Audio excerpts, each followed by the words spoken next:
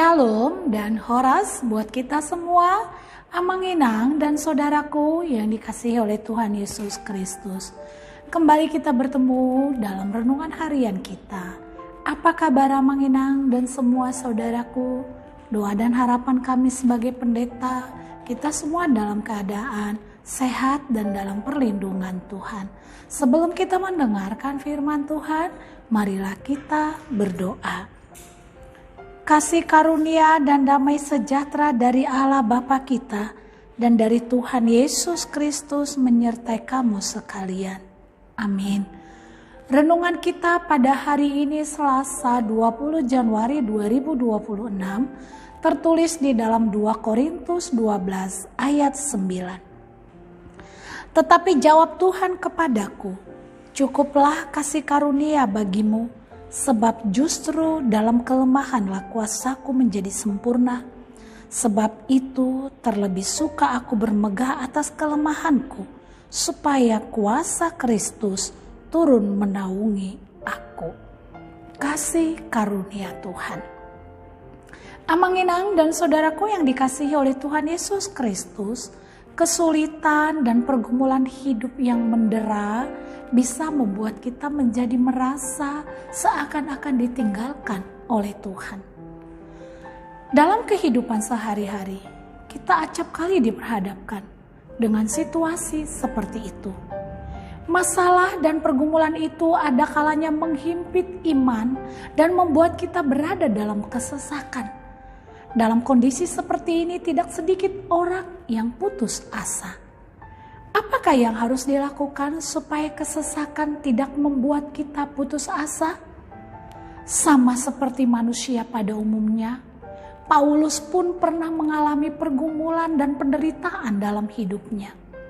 Pergumulan hidup yang berat yang dia sebut sebagai duri dalam daging. Saking beratnya pergumulan yang dialaminya, sampai 3 kali ia berdoa, memohon belas kasihan Tuhan untuk melepaskan dia dari hal itu.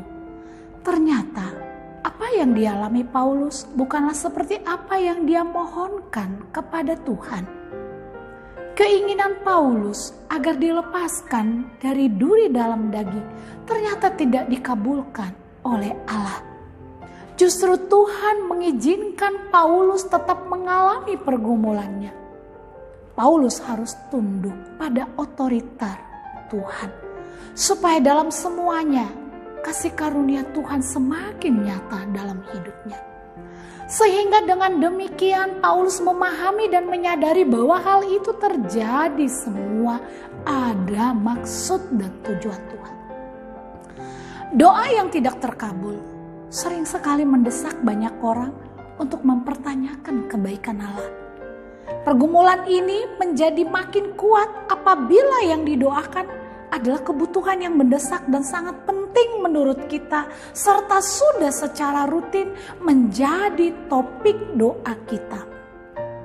Kasih karunia dan penyertaan Tuhan tak terbatas pada hal-hal jasmani saja dan terkabulnya permintaan doa kita. Duri dalam daging bisa ada, entah itu masalah, pergumulan, kelemahan, dan penyakit.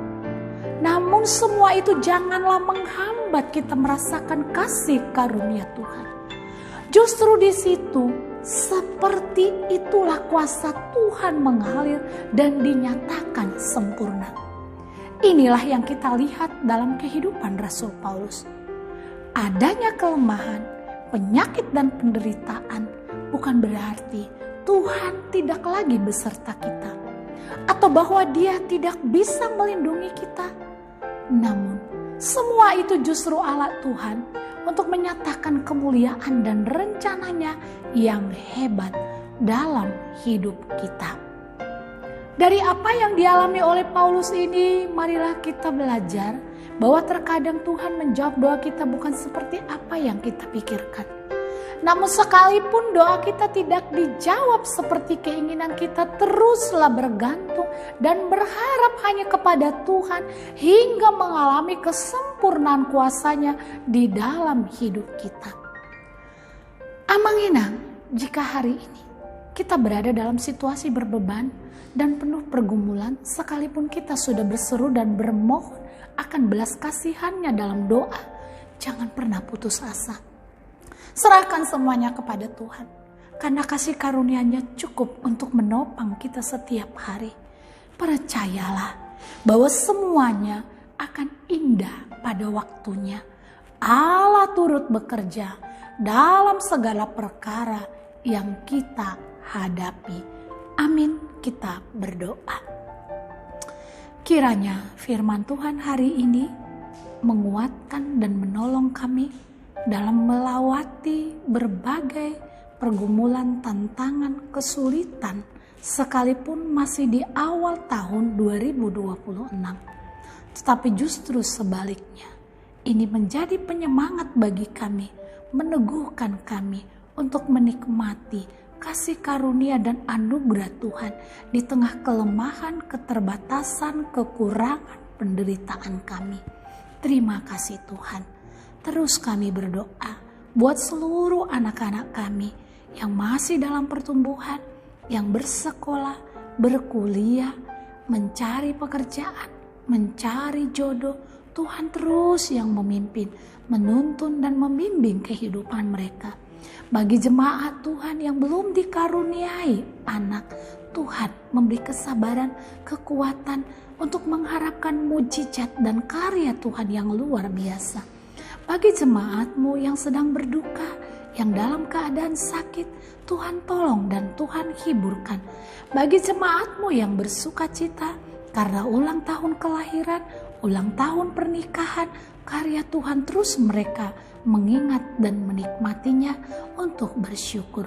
Bagi jemaat-Mu, Tuhan, yang mengalami sukacita karena memperoleh pekerjaan, naik jabatan, sukses dalam usaha, biarlah tangan Tuhan yang terus memegang kehidupan mereka.